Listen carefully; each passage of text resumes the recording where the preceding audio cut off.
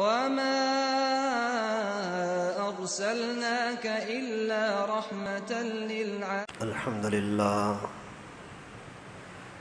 الحمد لله الذي خلق كل شيء بقدر، الذي أمات كل شيء وحشر، وغفر ذنوب المستغفرين لا سيما بسهر، والصلاة والسلام على سيد البشر محمد المصطفى وعلى آله الأطهر. أما بعد، فقد قال النبي صلى الله عليه وسلم: لا يؤمن أحدكم حتى أكون أحب إليه من والده وولده والناس أجمعين، أو كما قال النبي صلی اللہ علیہ وسلم. محترم دوستو عزیزو، رسول اللہ صلی اللہ علیہ وسلم کی سیرت کو پڑھنا، سننا، سنانا کیوں ضروری ہے؟ آسان لفظوں میں اس کا جواب یہی حدیث مبارکہ ہے جو ابھی میں نے آپ کے سامنے تلاوت کی، کہ اللہ کے نبی صلی اللہ علیہ وسلم فرماتے ہیں کہ کوئی بندہ اس وقت تک ایماندار نہیں ہو سکتا، مسلمان نہیں ہو سکتا، جب تک کہ میں اس بندے کے سامنے اس کے اماں ابا سے، اس کے اولاد سے، دنیا کے ہر ایک رشتے سے زیادہ محبوب نہ بن جاؤں. جب تک پیغمبر کریم دنیا کے ہر رشتے سے، ہر تعلق سے زیادہ محبوب نہیں تو بندہ مسلمان نہیں. ابھی آپ اس حدیث مبارکہ کو سامنے رکھو، پھر ہم اپنے زندگی کے اور معاشرے کو سامنے رکھیں تو ہم پیغمبر کریم صلی اللہ علیہ وسلم کی زندگی سے کہاں تک کتنے قدر واقف ہیں. یہ ہر ایک کا اپنا مفتی، اپنے اندر کا مفتی، اس کا دل اور دماغ اس کو جواب دے گا کہ تیرے اندر کتنا ایمان ہے، کتنی محبت ہے اور کتنا تیرا تعلق اور نسبت ہے.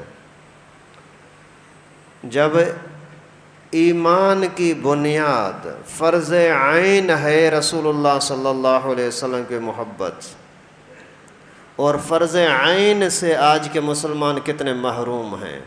کیوں محروم ہیں؟ کیوں محبت سے محروم ہیں؟ ان بیچاروں کو پتہ ہی نہیں ہے کہ رسول اللہ صلی اللہ علیہ وسلم ہے کیا.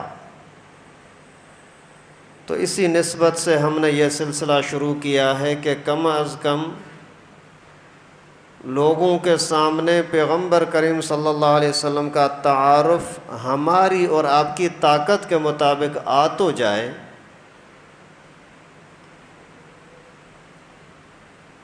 ہمارے پاکستان کے سب سے بڑے عالم دین اور سب علماء کے امام حضرت مولانا فضل الرحمان، کچھ دن پہلے انہوں نے سیرت النبی صلی اللہ علیہ وسلم کے اندر ایک بیان فرمایا، ایک جلسہ تھا، اس کے اندر انہوں نے ایک عجیب بات بتلائی. میں بھی اتنی زندگی سے علماء کے ساتھ، طلباء کے ساتھ دینی ماحول میں پڑھنے پڑھانے میں ہوں، لیکن یہ نقطہ آج تک کبھی میں نے نہیں سنا. تو حضرت نے فرمایا کہ رسول اللہ صلی اللہ علیہ وسلم کی صحابہ نے تعریف کی، بہت بڑی تعریف کی، اور اتنا حسن اور جمال صحابہ نے بیان کیا کہ اس کی مثال دنیا کے اندر نہیں ملتی. اور صحابہ کا اتنا پیار تھا رسول اللہ صلی اللہ علیہ وسلم کے ساتھ کہ ایک لمحہ بھی پیغمبر کریم کا انہوں نے چھوڑا نہیں، اس کو محفوظ کیا ہے. وہ پھر مسکراہٹ ہو، انداز ہو، چلنا ہو، بولنا ہو، کھانا پینا ہو، اٹھنا سونا ہو، خوشی کا موقع ہو، غمی کا موقع ہو، کوئی ایک بھی لمحہ چھوڑا نہیں ہے صحابہ نے.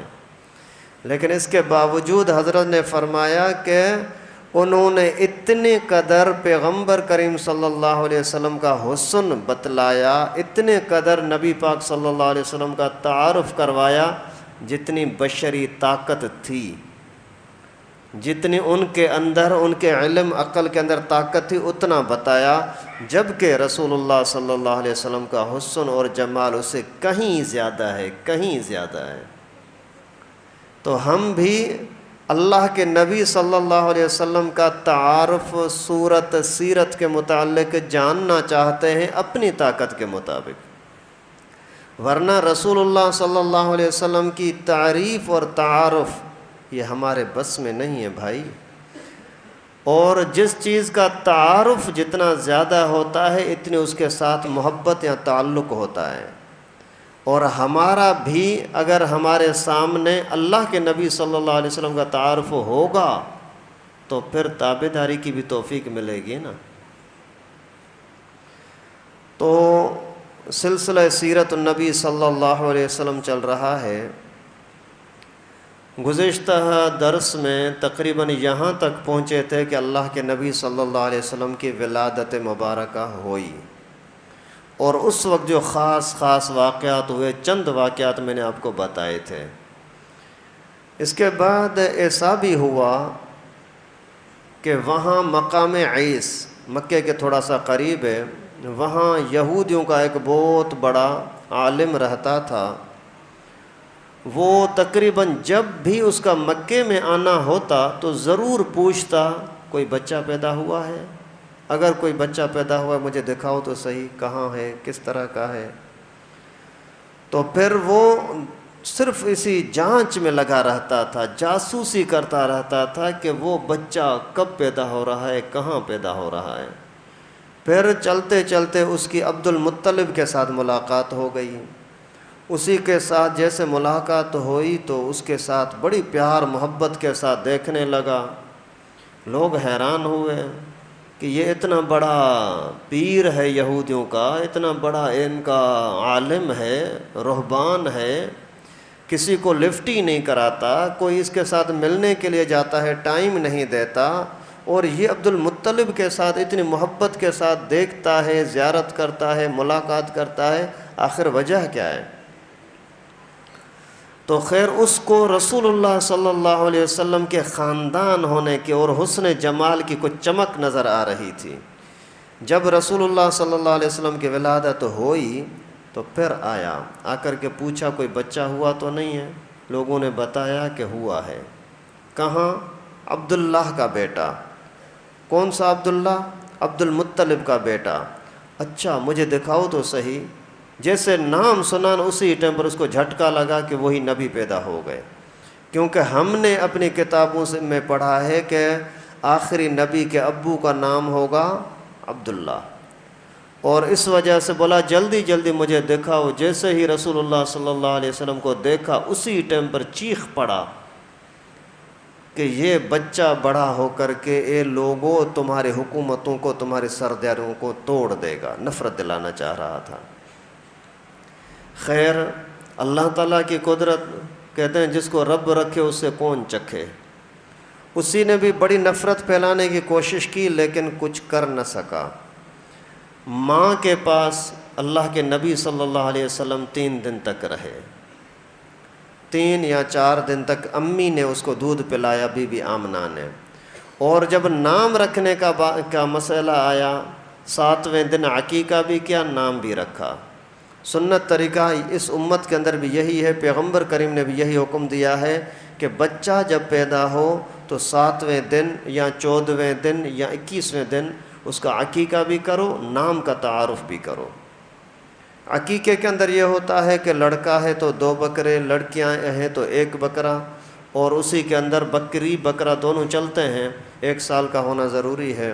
اور اس کے بعد خیر انہوں نے عقیقہ کیا، لوگوں کو دعوتیں دیں۔ اللہ کے نبی صلی اللہ علیہ وسلم کے عقیقے کے ٹائم پر سب اپنے خاندان کے لوگوں کو بلایا اور ان کی دعوت کی اور ان کا نام رکھا محمد۔ لوگ حیران ہو گئے، محمد کیوں نام رکھا ہے؟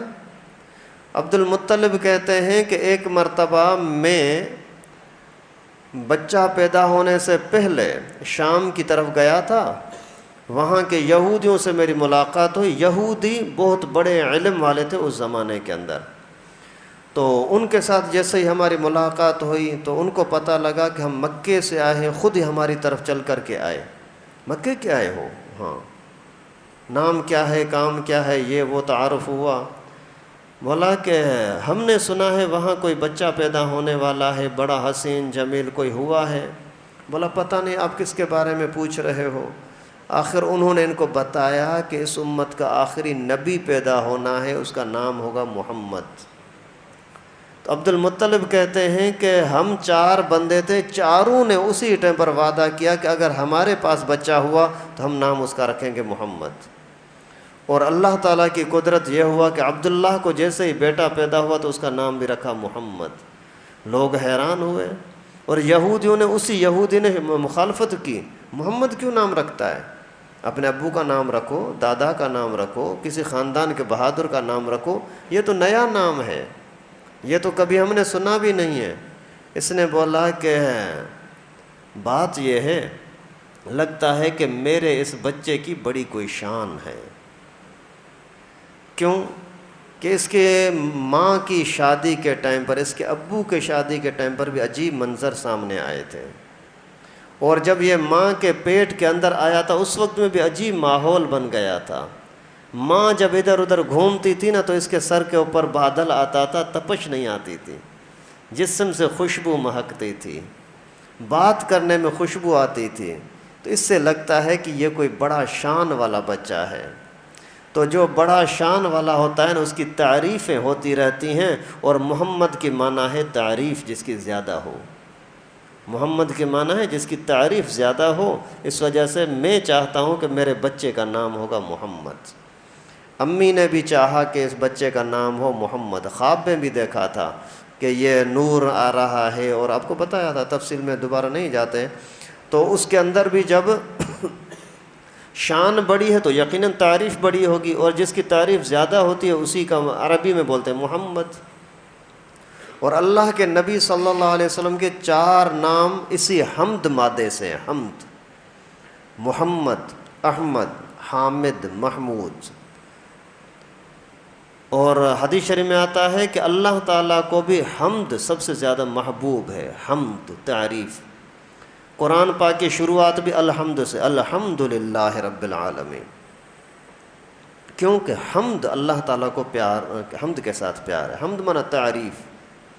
اور قیامت کے دن لوگوں کے اوپر جنت میں جانے کے لیے جو نشان لگا ہوگا اسی نشان کا نام بھی ہوگا لواء الحمد، حمد کا ایک نشان، پرچم، اور اسی بڑا پرچم ہوگا، اسی پرچم کا نام ہوگا لواء الحمد، اٹھانے والا ہوگا محمد، وہ بھی حمد، اور رب العالمین کی طرف، اللہ تعالیٰ کی طرف، جنت کی طرف وہ لے جانے والا ہوگا وہ پرچم، اسی پرچم کا نام بھی حمد۔ تو اللہ تعالیٰ کو محبوب چیز ہے حمد، اس وجہ سے نام رکھا حمد۔ ویسے اللہ کے نبی کے بہت سارے نام ہیں، لیکن خاص مشہور نام یہی 4۔ پھر عقیقہ بھی ہو گیا، نام بھی رکھا گیا، لوگوں نے منع بھی کیا لیکن کسی کی بات نہ مانی اور نام رکھ دیا۔ اس کے بعد ایسا ہوا کہ مشورہ کیا آپس میں کہ بچے کی اچھی پرورش کے لیے اس کو باہر بھیجنا چاہیے۔ وہاں کے لوگ ایسا کرتے تھے، کہتے تھے کہ شہر کی آبادی اور ماحول اتنا اچھا نہیں ہوتا جتنا دیہات کا ہوتا ہے۔ تو دیہات کے اندر پانی صاف، ہوا صاف، زبان صاف، اخلاق آداب پرانے ایک ہی اپنی قوم کے، کیونکہ اس زمانے کے لوگ اپنے نسل کا، اپنے خاندان کے رواج کو مضبوطی سے پکڑتے تھے، اس کو توڑنے نہیں دیتے تھے، بہت زیادہ اس بات پر توجہ دیتے تھے کہ ہماری نسل خراب نہ ہو جائے۔ اس وجہ سے ہمیشہ سوچتے تھے کہ بڑے خاندان کے اندر شادیاں ہونی چاہیے تاکہ نسل زیادہ عظمت والا اور بہادر قوت والا پیدا ہو۔ اس پر عجیب ایک واقعہ مختصر آپ کو بتاؤں۔ ایک مرتبہ ایک بادشاہ تھا، اس کے پاس ایک گیا بندہ، جا کر کے بولا کہ یار مجھے اپنے پاس مزدوری دے دو، کوئی نوکری پہ لگا دو۔ اس نے پوچھا کہ تو کیا کام کر سکتا ہے؟ بولا میں سیاسی ہوں۔ سیاسی کا کیا مطلب؟ بولا لکھنے پڑھنے کے کام یا پھر انتظام سنبھالنے کے کام یہ میں جانتا ہوں۔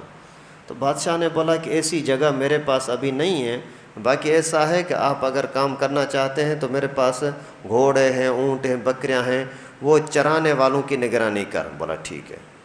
یہ اس طرح سے کام میں چلتا رہا۔ کچھ عرصے کے بعد اسی بادشاہ نے بولا کہ سب سے جو اچھا گھوڑا ہے اس کو لے آؤ، تو یہ ہلکے گھوڑے کو لایا، اچھے گھوڑے کو نہیں لایا۔ وہ حیران ہوا، یار سب سے قیمتی گھوڑا تو مجھے لوگوں نے، بڑے بادشاہ نے دیا، وہ تو یہ ہے، آپ نے وہ نہیں لایا اور دوسرا لایا۔ اس نے بولا بادشاہ سلامت، بات یہ ہے کہ یہ نسلی گھوڑا نہیں ہے، بات نسل پہ یاد ہے، نسلی نہیں ہے۔ بولا کیوں؟ بولا اس کی خوراک اچھی نہیں ہوئی گھوڑے کی، کیونکہ آپ معلومات کرو، بھلے معلومات میں پتہ لگ جائے گا۔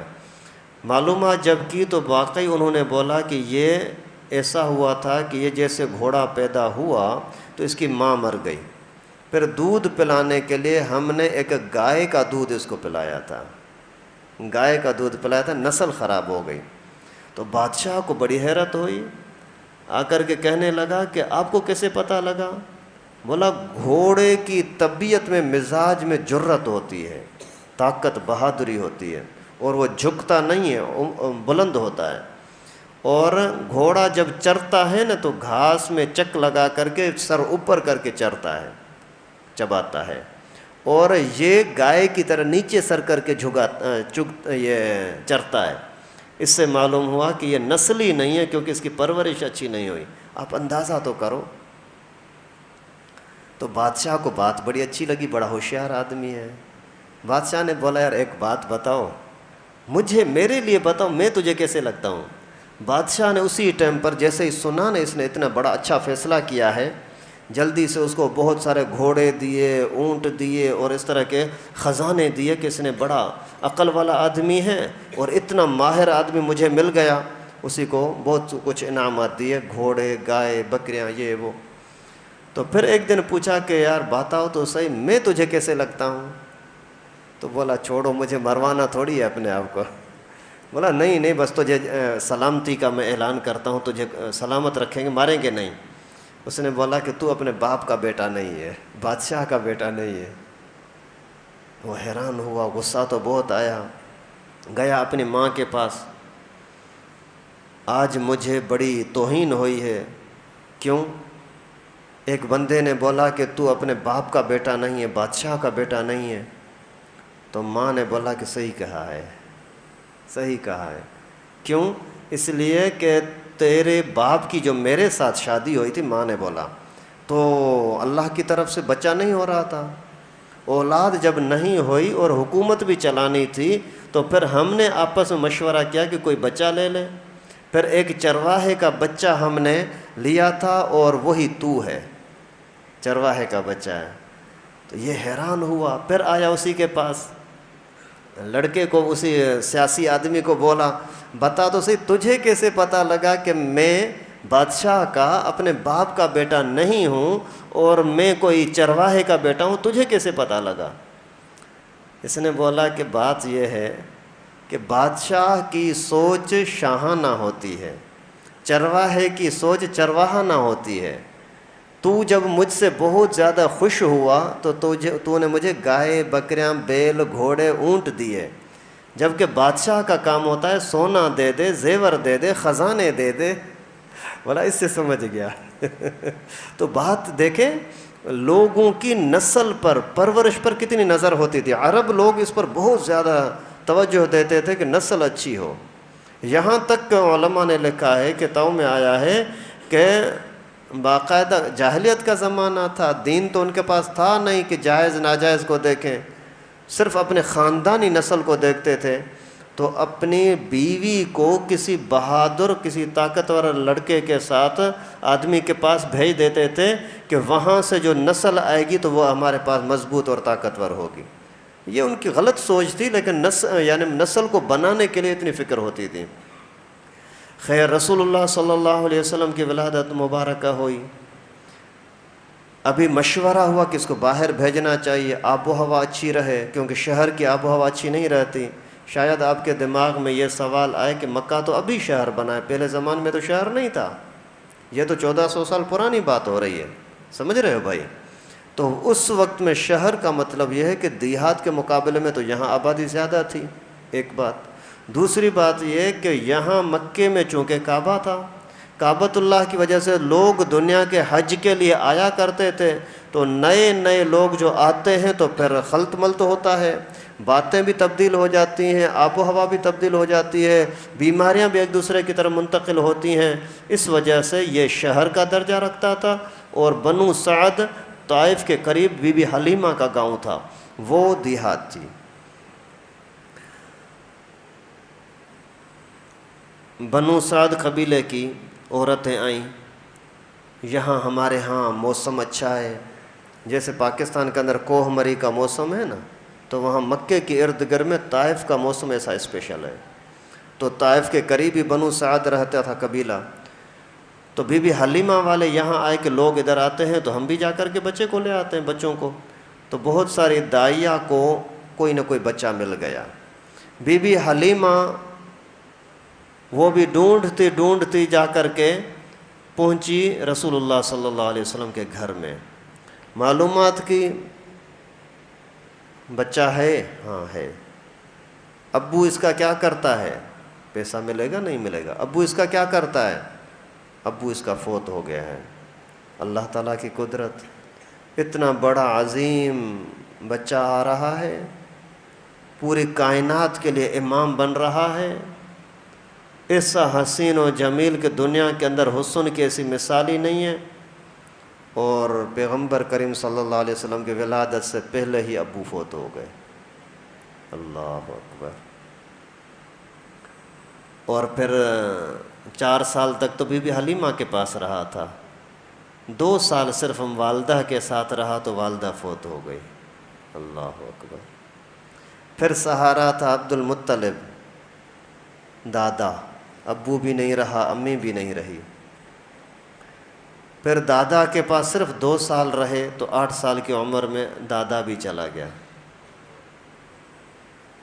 یہ دنیاوی لحاظ سے صدمے کتنے بڑے، لیکن اگر اعزاز اللہ تعالیٰ دینا چاہے تو پھر کون روک سکتا ہے۔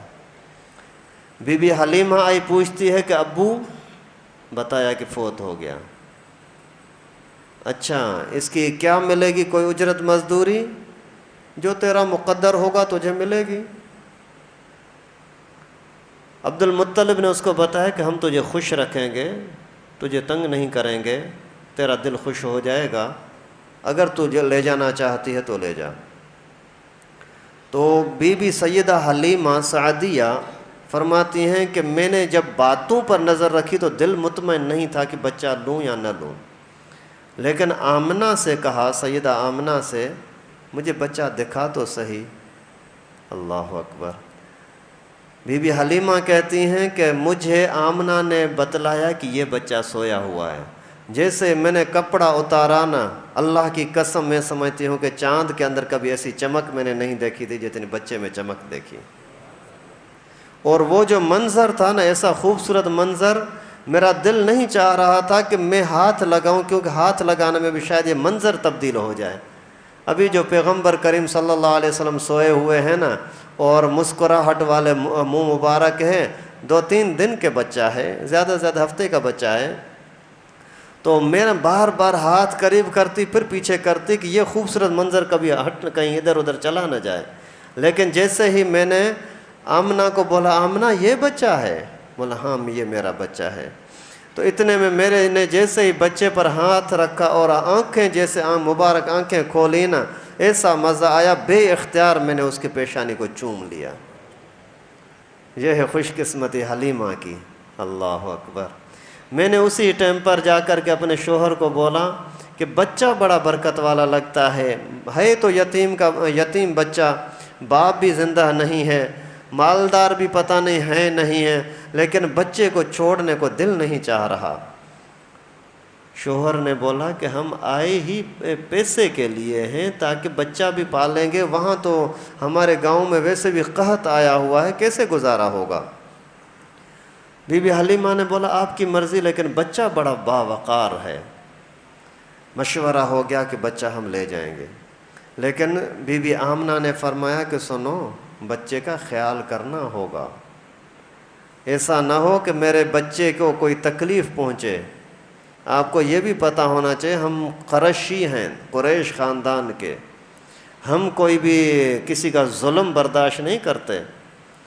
ہماری طرف سے آپ کے ساتھ کوئی شکایت نہیں ہوگی، لیکن آپ بھی ہمیں کوئی تنگ نہ کرنا۔ وہ بڑی خوش ہو کر کے بچے کو لے کر کے جانے لگے۔ 3 دن تک دودھ اپنی امی نے پلایا تھا۔ پھر جب تک حلیمہ کا معاملہ ہوا، چند دن تک سویبہ نے دودھ پلایا تھا۔ سویبہ وہی ہے جو ابو لہب نے کو جا کر کے بتایا تھا اس باندھی نے کہ عبداللہ کو بچہ ہوا ہے، اور اسی نے اس کو آزاد کر دیا، اور اس نے کچھ دنوں تک دودھ پلایا۔ پھر بی بی حلیمہ لے کر کے جانے لگی۔ ابھی جانے کا منظر بھی عجیب ہے۔ دوسری دائیوں نے اعلان کیا، بھائی ہمارا کام ہو گیا، ہم نے اپنے بچے لے لیے اپنے ساتھ، آ جاؤ چلیں۔ بی بی حلیمہ بھی بچے کو لے کر کے چلی۔ جیسے ہی باہر نکلیں تو ابھی سواری پر بیٹھنا ہے۔ سواری کیا تھی اس کے بارے میں مختلف روایتیں آتی ہیں۔ ایک خچر سواری تھی، اونٹنی تھی، یا گدھا تھا، مختلف سواریاں کا تذکرہ آتا ہے۔ خیر، تو سواری پر جیسے ہی معمول عادت یہ تھی کہ آگے مرد بیٹھا، پیچھے عورت بیٹھی، عورت کے گود میں اللہ کے نبی صلی اللہ علیہ وسلم۔ سواری چل ہی نہیں رہی، وہ چلا رہے چل ہی نہیں رہی، حیران پتہ نہیں کیا۔ تو حلیمہ نے بولا کہ حارث بات تو سن، اپنے شوہر کو بولا کہ بوجھ تو زیادہ نہیں ہوا، ابھی بچے کے اندر کیا وزن ہے، کوئی وزن تو نہیں ہے، پتہ نہیں سواری کیوں نہیں چل رہی۔ شاید یہ شہر میں آنے کی وجہ سے بہت سارے آبادی کے وجہ ڈر رہی ہے اور چل نہیں رہی۔ آپ بھلا ایسا کرو، تھوڑی دیر کے لیے اترو، پیدل چلو، پھر شاید چلے۔ پھر سواری چلنے لگی۔ چلتے چلتے جیسے ہی شہر سے باہر پہنچے، پھر جیسے ہی اوپر چڑھا سواری پر تو پھر سواری نہیں چل رہی۔ حیران ابھی کیا کرے۔ ابھی اس کے دل میں اللہ تعالیٰ نے بات ڈالی کہ کہنے لگا کہ لگتا ہے حلیمہ بچہ کوئی بڑی شان والا ہے، بچے کو اگر پیچھے بٹھایا ہے تو سواری نہیں چل رہی، اگر اس کو آگے کریں گے تو پھر شاید چلے گی۔ ٹھیک ہے، ایسا ہی کرتے ہیں۔ پھر جیسے بچے کو رسول اللہ صلی اللہ علیہ وسلم آگے بٹھائے تو سواری چلنے لگی۔ چلنا بھی سبحان اللہ بڑا برکت والا، عجیب۔ اور کمزور اتنی تھی، وہاں سے آتے ہوئے بھوک پیاس کی ان کو شکایت تھی کہ ہمارے جسم بھوکے پیاسے مر رہے ہیں، اور ہماری سواری بھوکی پیاسی کمزور ہے۔ ابھی واپسی کے اندر اس کے اندر ایسی چستی آ گئی کہ وہ سب سے آگے آگے جا رہی ہے، اور سارے قافلے والے شکایت کریں، حلیمہ یہ کون سا طریقہ ہے، وہاں سے آئے تھے تو تو پیچھے پیچھے رہتی تھی، ہم تیرے لیے رکتے رکتے چلتے تھے، اور ابھی تو سب سے آگے جا رہی ہے، یہ کیوں؟ بی بی حلیمہ نے فرمایا کہ یہ خود بخود جا رہی، میں تو اس کو روکنے کی کوشش کر رہی ہوں کہ آہستہ آہستہ چلے۔ اچھا تو نے سواری تبدیل کی ہے کیا؟ بولا نہیں، سواری تبدیل نہیں ہے، سوار تبدیل ہے۔ سبحان اللہ، کیا؟ سوار تبدیل ہے۔ آگے چلتے ہوئے حضرت بی بی حلیمہ کہتی ہیں کہ راستے میں ہی میرے جسم کے اندر ایسی قوت پیدا ہو گئی اللہ کے فضل سے، میرے شوہر کے جسم میں طاقت پیدا ہو گئی، ہمارے جانوروں کے اندر طاقت پیدا ہو گئی کہ وہیں ہی ہمارے جسم کے اندر، میرے جسم کے اندر دودھ اتنا آ گیا کہ میں جب آئی تھی تو میں نے اپنے ساتھ اپنے بیٹے کو بھی عبداللہ کو ساتھ لائی تھی، وہ بھی دودھ پیتا بچہ تھا، اور جیسے ہی محمد کو میں نے دودھ پلانا چاہا اس کے سامنے پہلے میں نے سینے کا الٹا طرف بائیں طرف سے اس کو جیسے دودھ پلانا چاہا تو منہ ہی نہیں ڈال رہا، پھر میں نے اس کو سیدھے طرف جب دائیں طرف والا طرف سے اس کو دودھ پلانا چاہا تو بڑی محبت کے ساتھ پیا، پھر کسی ٹائم پر اس کو اگر بائیں طرف دیتی ہوں تو وہ پھر دودھ نہیں پیتا۔ یعنی رسول اللہ صلی اللہ علیہ وسلم نے پیدائش کے ٹائم پر بھی بتلایا کہ ناانصافی نہیں کرنی ہے۔ وہ حصہ میرے بھائی کا ہے، اس کا نام تھا عبداللہ، وہ حصہ ہے میرے بھائی کا تو وہاں سے بھائی پیے گا، یہ حصہ میرے لیے میں پیوں گا۔ ساتھ میں ساتھ میں یہ بات بھی سمجھو کہ سیدھے طرف کو اللہ کے نبی نے ترجیح دی، الٹے طرف کو نہیں۔ تو مسلمان کی شان یہ ہے کہ دائیں ہاتھ سے اچھے کام کیا کرے اور دائیں طرف سے ہی اچھے کام کیا کرے، اور جو ہلکے گھٹیا کام ہوتے ہیں وہ الٹے ہاتھ سے، استنجے وغیرہ کے کام ہیں وہ الٹے ہاتھ سے کرو۔ پاخانے کی طرف جانا ہے تو الٹے پاؤں کے ساتھ اندر جاؤ، مسجد میں آنا ہے، گھر میں آنا ہے تو پھر سیدھا پاؤں کو آگے داخل کرو۔ اور بی بی حلیمہ کہتی ہیں کہ جب ہمیں دودھ پینے کی خواہش ہوئی، وقت آیا، تو جیسے ہی اپنے بکریوں میں ہاتھ ڈالا تو بکریاں بھری ہوئی ہیں دودھ کے اندر، اونٹنی کو دیکھا تو اونٹنی بھری ہوئی ہے، اور پورے گاؤں کے اندر مشہور ہو گیا، بھائی کسی کو مفت کا دودھ چاہیے تو حلیمہ کے گھر سے لے کر آؤ، اگر کسی کو تکلیف بیماری ہے تو حلیمہ کے گھر میں اتنی برکت ہے کہ وہاں جا کر کے دعائیں کراؤ تو آپ کی دعائیں قبول ہو جاتی ہیں۔ یہاں تک علماء نے لکھا ہے کہ لوگ آ کر کے رسول اللہ صلی اللہ علیہ وسلم کا ہاتھ مبارک، دودھ پیتے بچے کا ہاتھ مبارک مریضوں پر رکھواتے تھے کہ اس کے ہاتھ کی وجہ سے ہمیں شفا ملتی ہے۔ ایسا مبارک نبی اللہ تعالیٰ نے ہمیں عطا کیا، سبحان اللہ، جو ہمارے لیے روتے تھے کہ اللہ میرے امت کے حال پر رحم فرما، یا اللہ میرے امت کے حال پر رحم فرما۔ ایک مرتبہ وہ جو جبرائیل آیا تھا، آ کر کے پشیمان پریشان، جبرائیل کیا ہوا ہے، کیوں پریشان ہے؟ اس نے بولا کہ ابھی میں جہنم کو دیکھ کر آیا ہوں، اس وجہ سے میں پریشان ہوں۔ اچھا جہنم کو دیکھا، کیا تھا؟ بولا 7 طبقے ہیں جہنم کے، سب سے نچلا طبقہ منافقوں کا، اس کے اوپر والا اس کا سورج کے پوجا کرنے والوں کا، اس سے اوپر والا آگ کے پوجنے والے، اس سے اوپر والا یہودیوں کا، اس سے اوپر والا عیسائیوں کا، کہہ کر کے خاموش ہو گیا۔ اللہ کے نبی نے فرمایا آخری طبقہ تو نہیں بتایا۔ پھر اس نے ایک حسرت والے انداز میں بولا وہ آپ کے امت کے گنہگار لوگوں کا۔ بات کو سمجھ رہے ہو؟ رسول اللہ صلی اللہ علیہ وسلم کے آنکھوں میں آنسو آ گئے، رونے لگ گئے۔ جیسے ہی جبرائیل گئے، پیغمبر کریم اپنے حجرے میں تشریف لے گئے، روتے رہے، نفل پڑھ رہے ہیں، رو رہے ہیں، امت کے لیے دعا کر رہے ہیں، اللہ میرے امت پر رحم کر، اے اللہ میرے امت پر رحم کر۔ صحابہ کرام کہتے ہیں اللہ کے نبی نماز کے لیے تشریف لاتے کسی سے بات نہیں کر رہے، پھر چلے جاتے ہیں اپنے حجرے میں رو رہے ہیں، پھر نماز کے لیے آتے ہیں، چہرے انور سے رونے کا انداز محسوس ہو رہا ہے، پھر آتے ہیں نماز پڑھ کر پڑھاتے ہیں، بات چیت کوئی نہیں کرتے، پھر حجرے میں جا کر کے رونے لگتے ہیں۔ 3 دن گزر گئے، ابو بکر کہتے ہیں مجھ سے رہا نہ گیا، جا کر کے دروازے پر سلام کیا، السلام علیکم، لیکن جواب نہیں آیا، اور زیادہ پریشانی ہوئی۔ عمر کو بولا عمر تو جاتے شاید پیغمبر کریم سلام کا جواب دے دے۔ حضرت عمر رضی اللہ تعالیٰ عنہ نے سلام کیا، جواب نہیں دیا۔ حضرت عمر واپس آ رہے ہیں، سلمان فارسی نظر آیا، سلمان تو جا پیغمبر کریم کے پاس، اللہ کے نبی نے فرمایا کہ سلمان ہمارے گھر کا بندہ ہے۔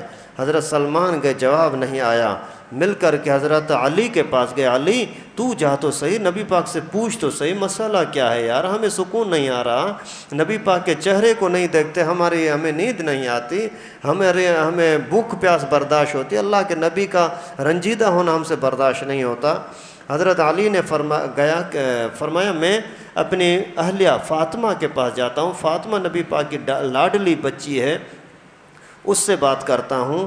تو جا کر کے بی بی فاطمہ سے کہا، بی بی فاطمہ آئی رسول اللہ صلی اللہ علیہ وسلم کے پاس، اللہ کے نبی اس کے ساتھ ملے اور پوچھا ابو کیا ہوا ہے، کیا پریشانی ہے؟ پیغمبر کریم نے پورا حال احوال بتایا، یہ کہہ کر کے بتا کر کے کہ میری امت کے گناہ گار لوگ جہنم میں جائیں گے۔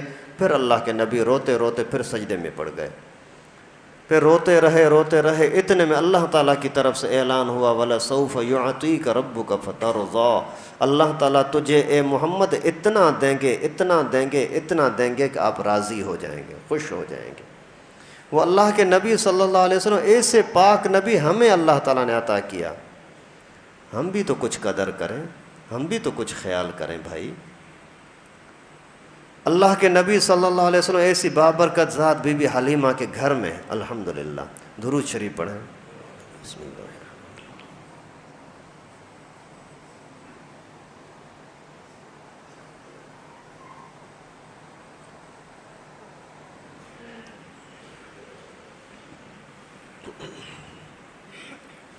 اللہم صلی علی محمد النبی الامی وعلی آلہ وسلم تسلیما.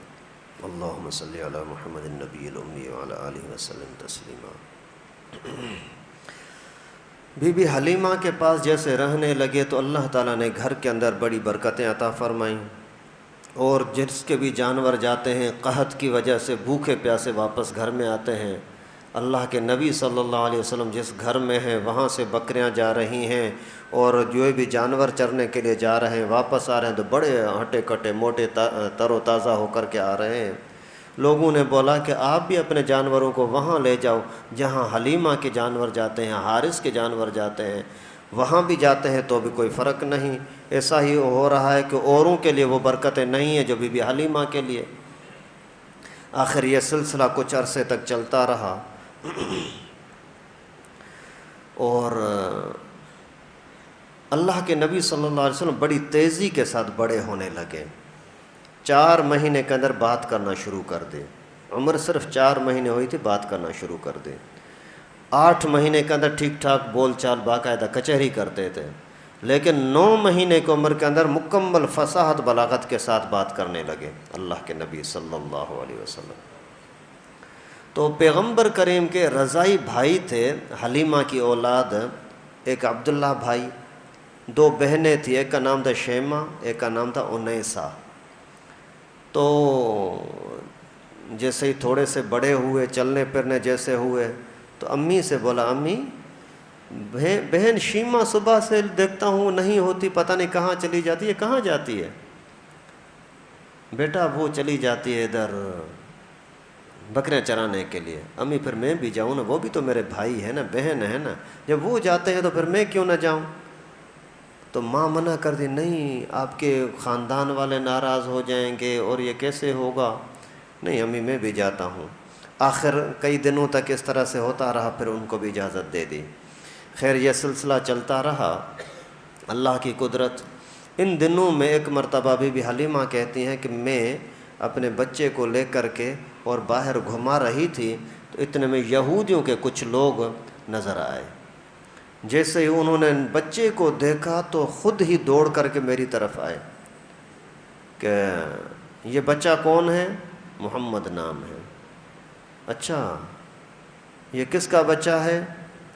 تو یہ سوال بھی کر رہے تھے. بی بی حلیمہ کہتے ہیں کہ اتنے میں نے سن لیا کہ ایک نے دوسرے کو بولا کہ یہی وہ نبی ہے جو آخری امت کا نبی ہونا ہے، اس کو قتل کر دو. تو اتنے میں بولا، جیسے ہی اس نے بولا کہ قتل کر دو، میں نے سن لی بات. اتنے میں پھر مجھ سے پوچھا کہ اس کا ابو نہیں ہے، کیونکہ انہوں نے اپنی کتابوں میں پڑھا تھا کہ اس کا ابو نہیں ہوگا، پہلے ہی فوت ہو چکا ہوگا. تو میں نے تو یہ بات سن لی تھی قتل کرنے کی نا، تو میں نے اپنے شوہر کی طرف اشارہ کیا، یہ ہے نا اس کا ابو، یہ ہے نا اس کا ابو. یہ کہہ کر کے میں جلدی سے بچے کو گھر میں لے آئی تاکہ یہ ظالم نقصان نہ دے سکے. یہودی ایسے اسلام کے دشمن ہیں، ظالم. اللہ تعالیٰ کی ان پر لعنت ہے. اللہ تعالیٰ ان کے شر کو تباہ و برباد فرمائے. اور پھر ایک مرتبہ بی بی حلیمہ کہتی ہیں کہ میں نے وہاں جو منڈی لگتی تھی، ایک میلے لگتے تھے اسی عرب کے اندر، مکے کے قریب، مکے اور طائف کے بیچ میں عکاظ منڈی لگتی تھی، بہت بڑی ایک میلہ تھا. تو اس میں ایک مرتبہ میں بچے کو لے گئی. وہاں جیسے ہی پہنچی تو وہاں بھی ایسا ہی ہوا. ایک کاہن تھا، اسی کاہن نے جیسے ہی میرے ساتھ بچے کو دیکھا، فوری طور پر اس نے آواز زور سے چلا کر کے بولا، اس بچے کو قتل کرو، اس بچے کو قتل کرو. تو بی بی حلیمہ کہتی ہے کہ میں کس طریقے سے جلدی سے بچے کو لے کر کے وہاں سے نکل گئی، مجھے خود بھی پتہ نہیں ہے کہ میں اتنی جلدی سے کیسے نکل گئی. تو پھر دور دور سے میں نے آوازیں سنی کہ لوگ پوچھ رہے ہیں کہ حضرت کس کو قتل کرنا ہے، کون سا بچہ ہے؟ کیونکہ ان کا کاہن ایسا تھا کہ اس کی زبان سے جو لفظ نکلتا وہ ہر حال میں لوگ پورا کرتے تھے. تو کاہن خود ادھر ادھر دیکھ کر کے کہنے لگا کہ ابھی تو بچہ نظر آیا تھا، پتہ نہیں کہاں چلا گیا. اللہ کو جو بچانا تھا تو اسی طریقے سے بچا دیا. موسیٰ علیہ السلام کو اور انداز سے بچایا، رسول اللہ صلی اللہ علیہ وسلم کو اور انداز سے بچا لیا۔ اللہ تعالیٰ کے سامنے کون سا مشکل ہے؟ اس طریقے سے پھر کہتی ہیں کہ میرے پاس بچہ رہتا رہا، جیسے ہی 2 سال کا وقت ہوا تو میں نے بچے کو اپنی ماں کے پاس لے آئی۔ بی بی آمنہ نے اس کو دیکھا، چوما، بڑی محبت پیار کیا۔ کافی فاصلہ ہے، تقریباً 70-80 کلومیٹر کا فاصلہ ہے مکے سے بنو سعد کا، طائف کا۔ آخر پھر وہاں بی بی آمنہ نے پیار جو کیا نا، تو مجھے اندازہ لگا کہ ابھی بچہ واپس نہیں ملے گا، کیونکہ بچہ ملا تھا دودھ کے لیے، دودھ کی مدت تو ختم ہو گئی۔ تو میں نے آمنہ سے کہا، آمنہ بات تو سنو، سنا ہے مکے میں آج کل حالات اچھی نہیں ہیں، بیماریاں پھیل رہی ہیں، اور ہمارے ہاں حالات بہت اچھے ہیں، اس وجہ بچہ ابھی مجھے دے دو، میں پھر دوبارہ لے جاتی ہوں۔ بی بی حلیمہ کہتی مجھے تو لالچ تھی برکت کی نا، اللہ کے نبی کی وجہ سے جو برکت ہمیں مل رہی وہ ساری ہم سے چھن جائیں گی نا، اس وجہ سے بی بی آمنہ راضی ہو گئی، ٹھیک ہے صحیح، فی الحال آپ لے جائیں۔ پھر میں لے آئی، پھر وہاں ہی گھومتا پھرتا رہا بچہ، وہاں برکتیں ہمیں ملتی رہیں۔ ایک دن اس کا بھائی عبداللہ دوڑتا ہانپتا کامتا آیا، اماں اماں، بھائی محمد کو کسی نے مار دیا۔ کیا ہوا؟ میں نے دیکھا 2 بندے آئے، اسی نے آ کر کے بھائی کو لٹایا اور سینے کو چیرا، میں تو برداشت نہیں کر سکا، بھاگا ہوں۔ ماں نے جیسے سنا جلدی سے آواز دی شوہر کو، بھاگو بھاگو چلو، محمد کو قتل کیا جا رہا ہے۔ جیسے ہی تھوڑی ہی دیر میں وہاں پہنچے تو دیکھا کہ رسول اللہ صلی اللہ علیہ وسلم ایک درخت کی ٹہنی ہے، اس کو پکڑے بیٹھے ہوئے ہیں، ابھی 4 سال کا بچہ ہے، پکڑے بیٹھے ہوئے ہیں اور تھوڑا سا رنگ اڑا ہوا ہے۔ تو بیٹا کیا ہوا؟ اماں کچھ نہیں ہے، خیر ہے، میں دیکھو ٹھیک ہوں، کوئی بھی تکلیف نہیں ہے۔ ہوا کیا بچہ بتا تو صحیح، کیوں رنگ تبدیل ہے؟ اماں 2 بندے آئے تھے، سفید کپڑے تھے، ایک تھالی تھی ان کے پاس، تشت تھی اور کوئی پانی تھا، مجھے لٹایا اور میں اپنی آنکھوں سے دیکھ رہا تھا، میرے سینے کو چیرا اور پھر اندر سے گوشت نکالا، گوشت کو نکال کر کے اس کو اس پانی کے ساتھ دھویا، پھر اندر سے تھوڑی سی چیز اٹھا کر کے یوں پھینک دی، پھر اس گوشت کے ٹکڑے کو واپس اسی جگہ پر رکھا، پھر یہ ٹانکے لگا کر کے مجھے سی لیا، لیکن اماں مجھے درد نہیں ہوا، اماں مجھے درد نہیں ہوا۔ ابھی بھی دیکھو نا، الحمدللہ میں ٹھیک ہوں بالکل، مجھے کوئی درد نہیں ہے، لیکن یہ دیکھو جو مجھے کاٹا تھا نا اس کے ٹانکے بھی ابھی لگے ہوئے، نشان بھی لگا ہوا ہے۔ یہ اللہ تعالیٰ نے دل کا، ہارٹ کا آپریشن سکھا دیا۔ اور وہاں جو تشت لائے تھے جنت کا برتن تھا، اور پانی زمزم کا لائے تھے، اور آپریشن کرنے والے جبرائیل تھے، سبحان اللہ، فرشتے، اور وہ جو گوشت کا ٹکڑا نکال کر کے دھویا وہ دل تھا، اور اس میں سے جو کچرا نکال کر کے اور باہر پھینک دیا نا، وہ انسان کی طبیعت کے اندر جو یہ برائیوں کی طرف، گناہوں کی طرف ایک کھنچاؤ ہوتا ہے نا، وہ تھا۔ بچہ ہوتا ہے نا، بچپن میں بچہ شرارتیں جو کرتا ہے، کبھی کبھار بچپنے کی شرارتیں ہوتی ہیں، اس پر کبھی بھی ناراض نہیں ہونا چاہیے، یہ ہر بچے میں ہوتا ہے یہ اس طرح کی شرارتیں۔ اللہ کے نبی صلی اللہ علیہ وسلم ایک مرتبہ جب عبد المطلب کے چادر پر اس کے جو غالیچہ بچھایا جاتا ہے اس پر بیٹھنے کے لیے آئے، تو کسی نے اللہ کے نبی کو کھینچ کر کے دور کیا کہ یہ تو سردار کی چادر ہے نا، یہاں کیوں بیٹھتا ہے؟ اللہ کے نبی صلی اللہ علیہ وسلم رونے لگے۔ ابھی عبد المطلب نے بولا کیا ہوا میرے بچے کو، کس نے رلایا ہے؟ کسی نے بولا یہ آپ کی چادر پر بیٹھتا ہے، بولا نہیں چھوڑو، میرے بچے کی بڑی شان ہے۔ تو یہ بچپنے کی وجہ سے ہے، اور کچھ شرارتیں بچوں کی ہوتی ہیں شیطان کی وجہ سے، تو وہ شیطانی جو حصہ دل میں آتا ہے نا اس کو نکال دیا۔ بچپنا بھی پاک رہے تو پھر جوانی بھی پاک رہے۔ 4 مرتبہ اللہ کے نبی صلی اللہ علیہ وسلم کا شقی صدر ہوا ہے، ایک یہی 4 سال کی عمر میں، 4 بعض علماء نے 6 سال بھی لکھا ہے، اور ایک جوانی کی موسم جب قریب آنے لگی، بلوغت کا زمانہ قریب تھا 10 سال کے لگ بھگ، ایک پھر نبوت ملنے کے ٹائم پر، کیونکہ نبوت کا اتنا بڑا بوجھ برداشت کرنا آسان تو نہیں ہے، اور 4تھی مرتبہ پھر اللہ تعالیٰ کے ساتھ دیدار کے لیے، ملاقات کے لیے۔ کیونکہ اللہ تعالیٰ کے انوار کو، نور کو برداشت کرنا کوئی آسان کام تو نہیں ہے۔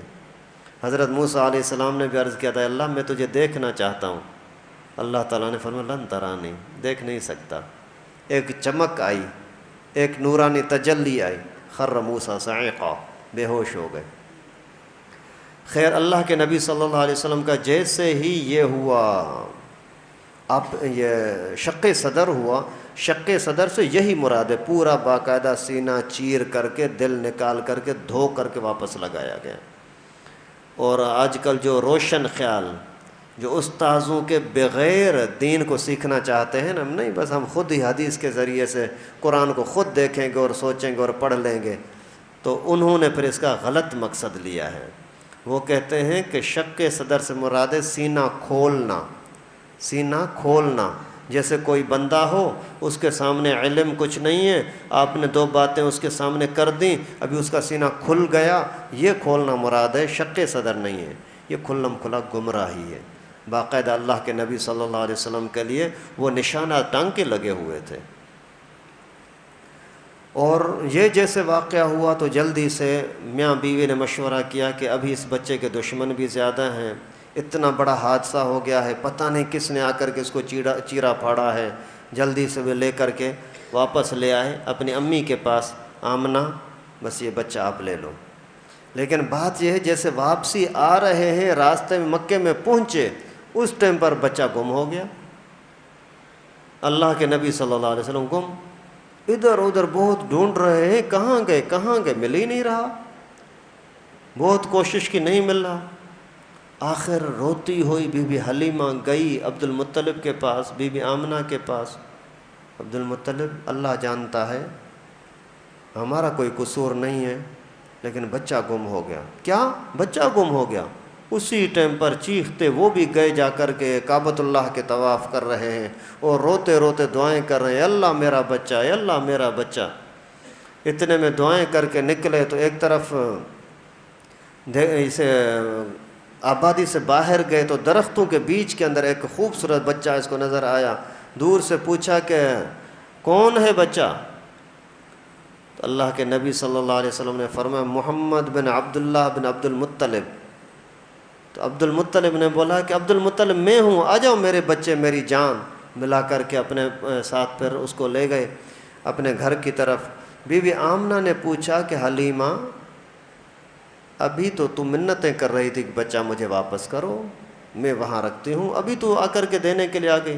بولا چھوڑو بس ان باتوں کو، آپ کی طرف سے ہمارے پر بڑی مہربانی ہوئی، احسان کہ بچہ میرے پاس اتنا رہا، اتنی ہم نے برکتیں اس کے ذریعے سے حاصل کیں، ابھی بچہ آپ کی امانت آپ کو میں نے دے دیا اور ہم واپس جا رہے ہیں۔ نہیں، بتاؤ بات کیا ہے؟ پھر انہوں نے یہ قصہ پورا بتایا کس طرح کا معاملہ ہے۔ تو اماں آمنہ نے فرمایا کہ میرے بچے کی اللہ تعالیٰ نے بڑی شان رکھی ہے، جب میرے پیٹ کے اندر تھا اس وقت سے میں برکتیں دیکھ رہی ہوں، اس وجہ سے کوئی اس کو نقصان نہیں دے سکتا۔ اللہ کے نبی صلی اللہ علیہ وسلم بھی ماں کے ساتھ رہنے لگے اور دادا کے ساتھ۔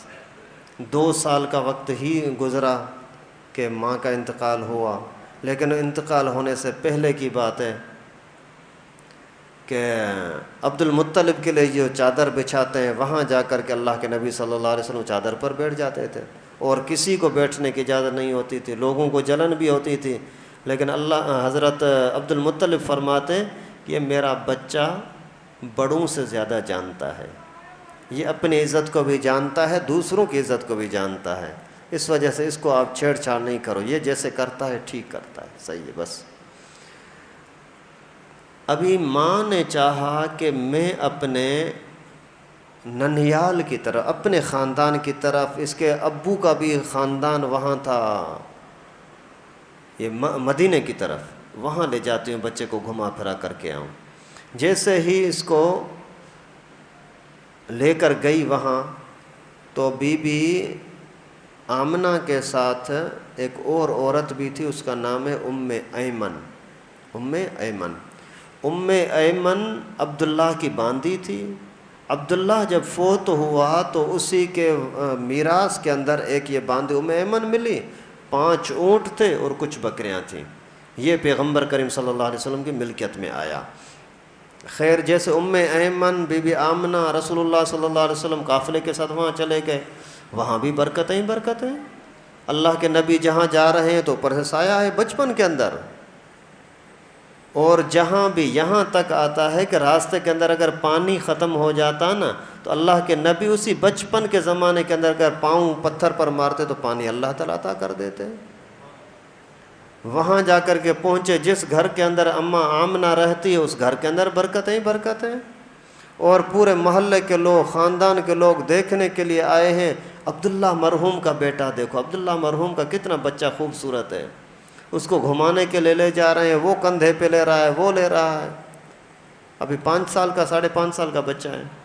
کچھ عرصے کے بعد جیسے ہی بی بی آمنہ واپس لا رہی ہے بچے کو تو راستے کے اندر اللہ تعالیٰ نے بی بی آمنہ کو بھی اپنے پاس بلا لیا۔ اللہ اکبر۔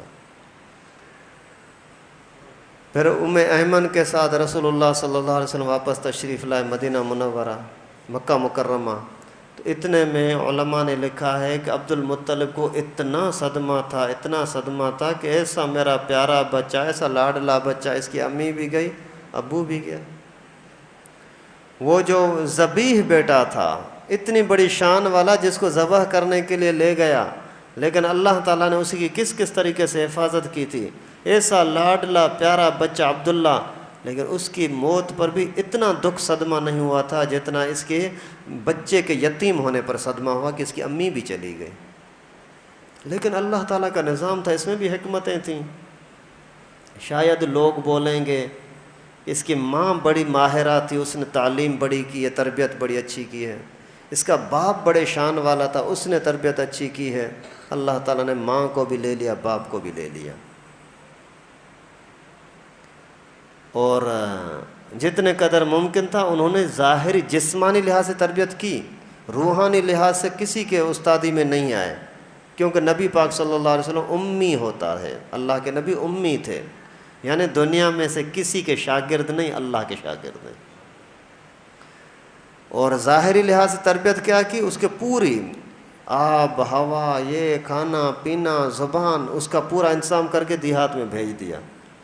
یہ تربیت کرنا ہمارے اوپر بھی لازمی ہے، بچوں کی تربیت کریں، بچوں کی تربیت کریں، ایسے نہ کہ ان کو آزاد چھوڑ دو۔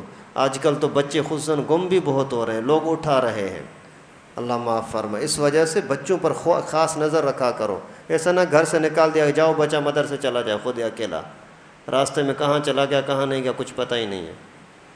خیر بچوں کی تربیت پر بھی بہت سخت نظر رکھنے کی ضرورت ہے، اور اس کے جسمانی لحاظ سے بھی ان کو صحیح رکھنے کے لیے بہت ضرورت ہے کہ ان کی ورزش کا خیال کرو، ان کے توانائی کا خیال کرو۔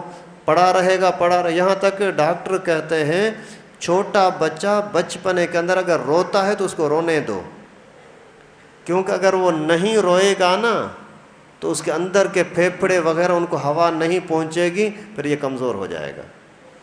ہم بولتے ہیں نہیں بچہ روتا ہے نیند خراب کرتا ہے، یہ بچے کے ساتھ ناانصافی، یہ ظلم ہے۔ اسی طریقے سے ہم بچے کو جو پلیت رکھتے ہیں نا، یہ بھی بڑی خطرناک چیز ہے۔ یہ جو پیمپر پہنا دیتے ہیں، چھوٹا بڑا پیشاب اسی کے ساتھ لگا ہوا ہے، اس کے اندر کتنے زہریلے جراثیم ہوتے ہیں۔ ماں بس اس سے بھاگتی ہے کہ بار بار کپڑے دھوئے گا کون، بستر دھوئے گا کون، کمرے کو دھوئے گا کون، اس وجہ وہی پلیت رہے۔ یہ بہت بڑا نقصان ہے بچے کے لیے۔ تھوڑی سی تکلیف کرو، آپ کو ماں ہونے کے ناطے آپ کے قدموں کے نیچے جو بچے کے لیے جنت رکھی ہے اس لیے تو رکھی ہے، خدمت کرو۔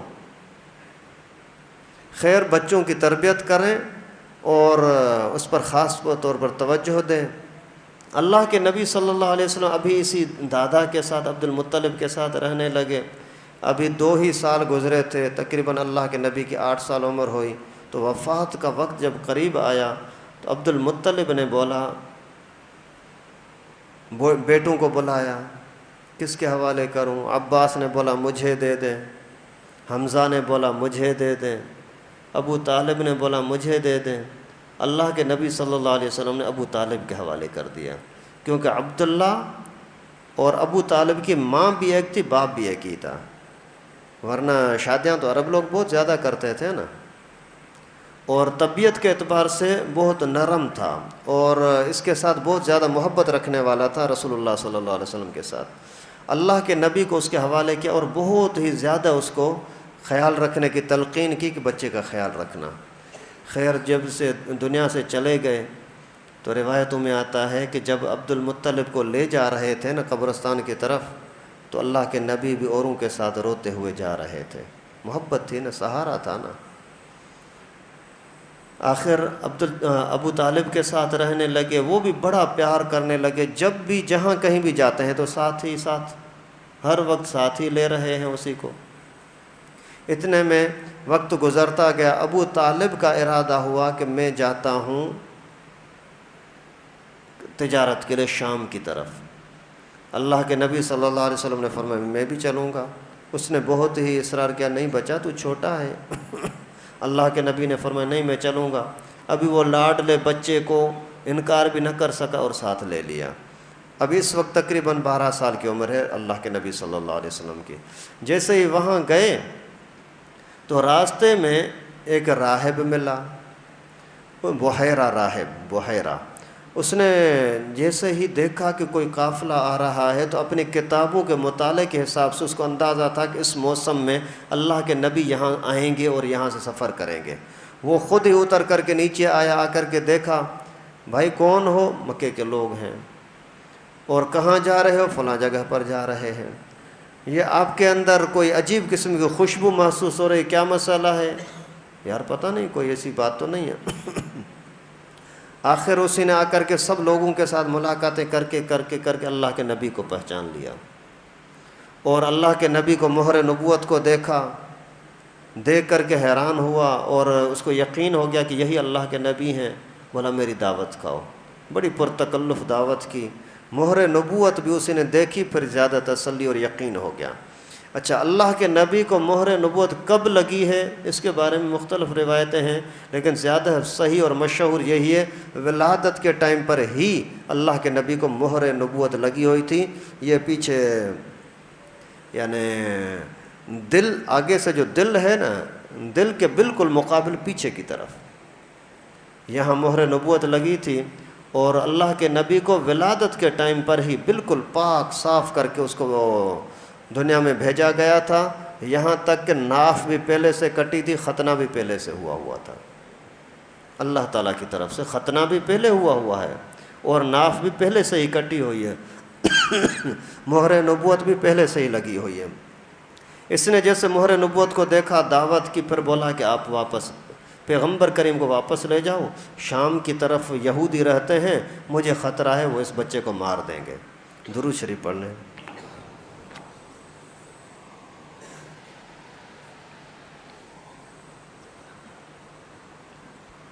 اللہم صلی علی محمد النبی الامی وعلی آلہ وسلم تسلیما.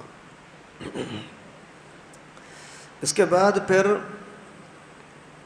ابو طالب نے بہت ان کو بولا کہ نہیں ہم آگے لے جاتے ہیں، لیکن اس نے سختی کے ساتھ بولا یہودی اس کے دشمن ہے، آگے نہ لے جاؤ. اتنے میں اللہ کی قدرت ایسا ہوا کہ یہودیوں کا ایک قافلہ باقاعدہ ہتھیار بند اور جاسوس قسم کے لوگ، ان پر نظر پڑ گئی اسی بحیرہ راہب کی. اس نے ان کو بلایا، کون ہو؟ بولا ویسے ہی ادھر ادھر شکار کریں. نہیں تم یہاں کے لوگ نہیں ہو، بتاؤ کون ہو؟ پھر انہوں نے بولا کہ ہم یہودی ہیں. کہاں کے ہو؟ فلاں علاقے کے. یہاں کیوں آئے ہو؟ ہمیں اطلاعات ہیں کہ آج کے دنوں میں یہاں آخری نبی آنا ہے. آپ اندازہ کرو کہ اللہ تعالیٰ نے کتنے تفصیل کے ساتھ پہلی کتاب میں ان کو بتا دیا تھا پیغمبر کریم کا تعارف. تو بحیرہ نے اس کو بڑے پیارے انداز سے سمجھایا، بات تو سنو، آپ اس کو قتل کرنے کے لیے آئے ہو؟ بولا ہاں. کس نے بھیجا ہے؟ ہمیں ہمارے بڑوں نے، علماء نے بھیجا ہے. اچھا، انہوں نے آپ کو یہ بتایا کہ ان دنوں میں یہاں ملے گا؟ بولا ہاں. بولا یہ بھی بتایا کہ وہ آخری نبی بنے گا؟ بولا ہاں. بولا جب انہوں نے اتنا کچھ بتایا پھر تمہیں اتنی عقل نہیں ہے کہ سمجھ جاؤ کہ تم اس کو مار نہیں سکتے؟ جب انہوں نے یہ بتایا ہے کہ ان دنوں میں یہاں آئے گا اور یہ بھی بتایا ہے کہ وہ نبی بنے گا تو یہ معلوم ہوا کہ تم اس کو مار نہیں سکتے. ان کے دماغ میں یہ بات لگی، بات تو واقعی صحیح ہے.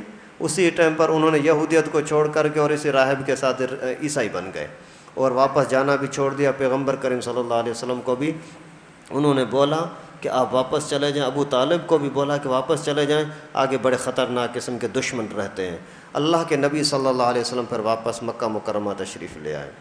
پھر انشاءاللہ تقریباً گھنٹے سے کچھ منٹ زیادہ ہو گئے ہیں، انشاءاللہ اتنے ہی ٹائم کے ساتھ یہ سلسلہ چلتا رہے گا۔ اللہ رب العالمین سے دعا ہے کہ اللہ تعالی ہم سب کو پیغمبر کریم صلی اللہ علیہ وسلم کی سیرت کو ادب کے ساتھ پڑھنے کی، سننے کی، سمجھنے کی، اپنانے کی توفیق نصیب فرمائے، اور اللہ تعالی ہماری یہ محبت اور سننا بیٹھنا اپنی بارگاہ میں قبول فرمائے۔ آپ سب ساتھی جو جتنے قدر پیغمبر کریم کی باتیں سنتے جا رہے ہیں، یہ محبت کے ساتھ سنیں اور اس جذبے کے ساتھ سنیں کہ جو نصیحت کی باتیں ہوں گی ہم ان پر عمل کریں گے تو اللہ تعالیٰ کی طرف سے آسانی بھی ہوگی اور ایک ایک لمحہ آپ کا اسی یعنی قبولیت کے قریب بھی ہوگا۔ اللہ تعالیٰ سے دعا ہے کہ اللہ تعالیٰ اپنی بارگاہ میں قبول فرمائے۔ وآخر دعوانا ان الحمدللہ رب العالمین۔ لائک کریں ہمارے چینل کو اور سبسکرائب کریں اور بیل آئیکن کو دبانا نہ بھولیں۔